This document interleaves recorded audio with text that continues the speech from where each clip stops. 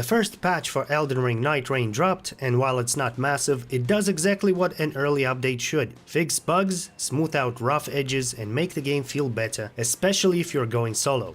Let's take a quick look at what's changed and why it matters. We will start with the biggest change: solo expeditions got a bit of help. First, there's now a one-time automatic revive built into a night boss battle. It's represented by this little icon here. If you go down, you'll get back up once. Add that to the 2 Wending Grace items you can buy from merchants, and you've got a total of 3 second chances. Not a huge buff, but it adds a nice safety net for higher stakes solo fights. And second, rune gains from solo expeditions have been increased. It's not game breaking, but it will definitely help smooth out the early to mid game grind to snowball faster if you're flying solo, whether by choice or matchmaking fatigue. So if you've been holding off on solo play because it felt punishing, this is a solid step in the right direction. Not enough to trivialize things, but it makes the mode feel less like a self-imposed challenge run. And if you're not like Ongball, and you're not, it's nice to finally get some mercy. Though I've only soloed 1 Night Lord so far, I honestly kinda hope they stop eventually, maybe even stop here. I just don't want solo to start feeling too fair too soon.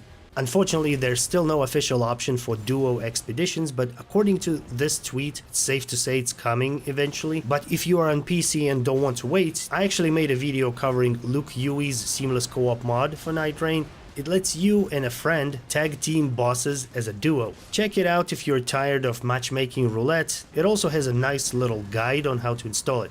There are also a couple of small but welcome changes to relic drops. First, you'll get more high rarity relics. If you make it to day 3 in expeditions, it's still RNG, but at least it's slightly better RNG. And second, the odds of getting high rarity relics from scenic flatstones at the small jar bazaar have also gone up. If you've been constantly pulling garbage before, this might make you feel slightly less cursed. Personally, I've been burnt so many times that I've stopped checking the bazaar altogether, for now at least. Anyway, it's just a nice little mild tweak. This patch also cleaned up a good number of bugs, some minor and some actually pretty impactful. Here are a few of the more interesting ones that stood out to me. The camera jank on Guardian's Wings of Salvation is fixed. Duchess's skill Restige now correctly applies status effects built up from allies. Raiders using great axes and great hammers had inflated damage on some attacks. That's been nerfed back to reality. Those who live in death, the skeletons that appear along the Tibia Marina, now stay dead if you hit them with Sacred Blade, as they should.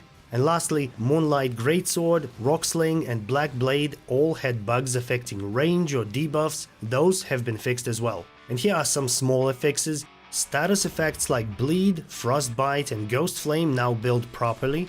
Mighty Shot and Enhanced Shot arrows now fly at the intended speed, and as an Iron Eye main, I appreciate that.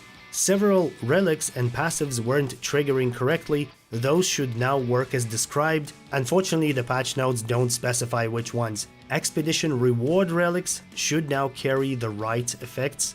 They also fixed minor issues with sound, HUD, crashing, session reconnects, and music on certain platforms. And lastly, they tweaked various enemy attacks, remembrance scenarios like the Wilder exit remembrance effect that wasn't displaying correctly, and even the staff credits got cleaned up. Not the sexiest part of the patch, but definitely one of the most needed. And lastly, if you're playing on Steam, a few PC-specific bugs were also patched. Graphics now render correctly on low settings, apparently there was an issue with that, and climbing up ledges should feel a lot smoother now. Whether you're using a keyboard or a gamepad, I call these little things typewriter hills, by the way, because every time we hit one during co-op I hear this frantic in voice chat followed by swearing. That's my buddy Ali, desperately mashing his way up the side of a rock. To be fair, he still struggles even after the patch, but he's just bad.